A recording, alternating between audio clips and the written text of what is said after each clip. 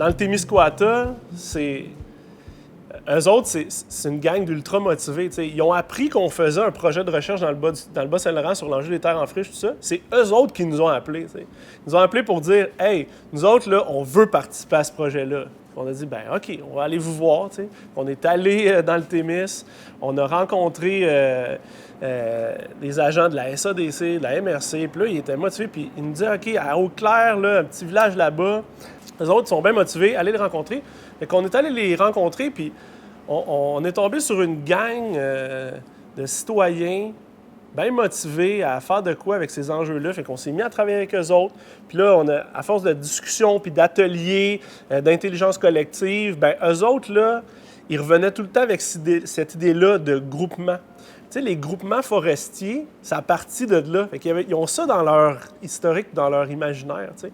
Fait que eux autres, ça faisait du sens, tu sais. Mais là, de dire, on va le faire, mais en version agricole, tu sais. On va trouver des terres disponibles, on va les mettre à disponibilité pour la relève. S'ils sont en friche, pas de problème, on va les remettre en culture, on va les préparer. Fait que, tu sais, c'est de même, ça a pris forme, là, le groupement agricole. Le projet a démarré en 2021, en janvier 2021. C'était un projet pilote pour essayer de trouver les meilleures façons de... Premièrement, on a environ 3 projets dans ce dossier-là. On a un projet de remise en culture parce qu'il y a beaucoup de problématiques au niveau des terres en friche dans la région. Il y a beaucoup de terres agricoles qui sont laissées en friche et qui ne sont pas réutilisés pour l'agriculture, qui souvent ils vont être replantés. Donc, l'objectif du groupement agricole, c'est en partie de remettre ces terres en culture-là. Donc, on en a déjà remis une 50aine en culture, mais on a aussi un gros dossier qui s'appelle culture nourricière, qui est en fait de faciliter l'établissement et le démarrage agricole d'aspirants agriculteurs. Donc, l'idée, en ce moment, on a développé un plan de caractérisation pour les aider à ce niveau-là. Bien, l'agriculture, c'est pas juste faire pousser des légumes, c'est vivre, c'est implanter une entreprise dans une communauté, tu sais. Puis je pense que souvent, c'est oublié, au sens qu'on on va regarder le plan d'affaires, les conditions agronomiques, on va regarder tout ce qui se passe autour pour que le projet fonctionne. Mais l'humain est souvent un peu, pas mis de côté, mais tu sais, on considère peu le fait de dire, bien, hey, cette communauté-là, là, j'ai envie de vivre, j'ai envie que mes enfants grandissent là, j'ai envie de m'impliquer dans la communauté. Et c'est souvent, tu sais, ça semble une évidence, mais c'est pas si évident, tu sais. Fait que nous, c'est un peu ça qu'on essaie de comprendre. C'est quoi les conditions sociales pour qu'une relève non apparentée, qui ne connaît pas le territoire, elle décide de venir vivre, que ce soit à Saint-Adrien, que ce soit à Eau-Claire, que ce soit à Trois-Pistoles. Qu'est-ce qui amène les gens à occuper le territoire, à vouloir y aller, tu sais? Puis comment ils vont tisser finalement tous les liens avec les différents intervenants qui gravitent, oui, autour de leur projet agricole. T'sais, on veut les amener dans notre territoire, mais il faut aussi comprendre que ces jeunes-là, ils ont une période de transition entre les deux, puis il faut qu'ils s'approprient le milieu, il faut qu'ils s'approprient de nouvelles habitudes. On n'a pas besoin de déménager loin, en fait, pour avoir d'autres amis, un nouveau réseau social autour de nous, de nouvelles habitudes. Ça peut être autant au niveau de l'achat local, ça peut être au niveau des loisirs. La transition se fait vraiment à tous les niveaux de leur vie, en fait. Donc, ce qu'on a constaté, c'est que oui, on peut penser à développer leur projet d'affaires, mais avant même tout ça, avant de penser au projet, il faut qu'ils viennent s'implanter dans le milieu, il faut qu'ils vivent le milieu pendant une certaine durée de temps avant d'être prêts à travailler sur un projet d'affaires, parce que c'est ça, il faut qu'ils retrouvent certains repères qu'ils ont perdus, en fait. Puis ce temps-là, souvent, on le sous-estime. Nous, on est là à travailler à trouver des modèles pour établir cette relève-là, mais si les communautés ne sont pas prêtes à les recevoir, puis là, de les recevoir, c'est pas juste de les accueillir avec un beau petit panier de fruits, puis de les intégrer au souper spaghetti, là. C'est de dire, bien, on a une entreprise de plus sur notre territoire, qu'est-ce qu'elle offre? Nous autres, comme communauté, qu'est-ce qu'on est prêt à faire comme citoyens?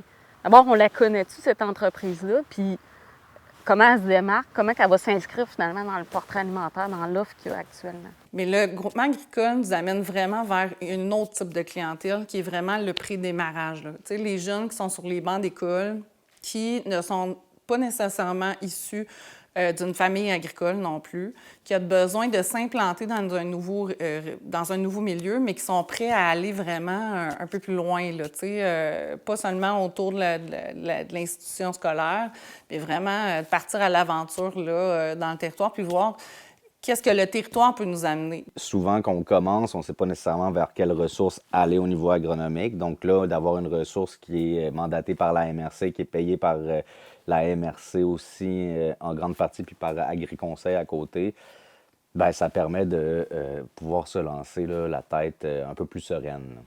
Concrètement, ce que le groupement agricole fait, c'est au niveau des aspirants agriculteurs, c'est qu'on leur offre des plans de caractérisation agronomique. Ce sont des plans qui sont offerts à tous les producteurs qui démarrent puis qui ont un NIM, donc un numéro de producteur agricole.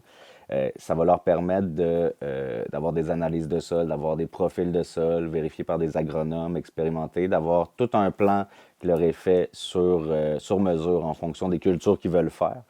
Puis, ça va nous permettre, nous aussi, de travailler leur plan d'affaires avec eux pour être sûr que, finalement, leur projet concorde bien avec ce qu'ils ont comme base, donc leur terre, ce qui est souvent peut-être un peu négligé. Donc, on a vu que, en fait, c'est un programme que la MRC a ensuite développé suite à nos outils, qui est maintenant accessible à tous les aspirants agriculteurs du Témiscouata. Je pense qu'en parallèle, quand tu développes ta propre région, ben tu développes aussi ta propre entreprise, puis même tu t'épanouis en tant que personne. Donc, voilà. Les jeunes s'identifient beaucoup à Khalil. Khalil vient de terminer son parcours scolaire, a été chanceux parce qu'il a passé par l'ARTER, il a passé par plusieurs organismes d'accompagnement sur le territoire, puis il a finalement trouvé une place pour s'implanter. Puis en plus de ça, ben, il est devenu notre chargé de projet.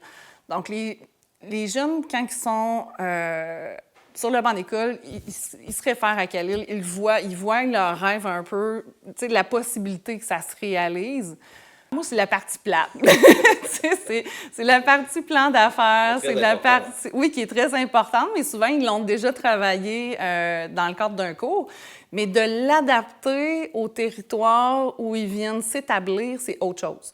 Parce que de le faire d'une façon théorique, c'est intéressant, mais là, il faut l'adapter au niveau de la concurrence, au niveau des méthodes de commercialisation. Il y a des événements qui sont différents, qui caractérisent notre territoire, des lieux de vente, nos marchés publics. Là, on a un nouveau mode de commercialisation qui est un marché mobile. Donc, il faut vraiment que dans le plan d'affaires, ça ressorte, puis on essaie de les faire réfléchir de ce côté-là. Donc, on a vraiment, puis ça, c'est du préétablissement. Ils ne sont pas encore arrivés dans le territoire, mais on leur parle vraiment de notre milieu, comment ça se passe. C'est pas juste d'intéresser les gens de notre territoire puis qui viennent y résider, c'est les conserver avec nous autres puis qui développent le sentiment d'appartenance que nous, on a envers notre territoire. Fait qu'on essaie de les contaminer de cette façon-là. Il faut prendre le temps de les accueillir, ces jeunes-là. Il faut prendre le temps de les écouter. Il faut être capable de les aider à ce qu'ils s'approprient le milieu. Puis ça demande du temps. Fait que dans une vie professionnelle où c'est rapide, où tout se fait rapidement, faut prendre ce temps-là. Puis le groupement agricole permet un suivi vraiment personnalisé. Puis c'est ce qui fait la différence, là, en fait, là, au niveau d'un service standard, puis avec le groupement qui bonifie l'ensemble. Fait que, au final, le lien entre les projets, c'est beaucoup la finalité. T'sais, ce qu'ils veulent faire, c'est aider la relève à s'établir en agriculture.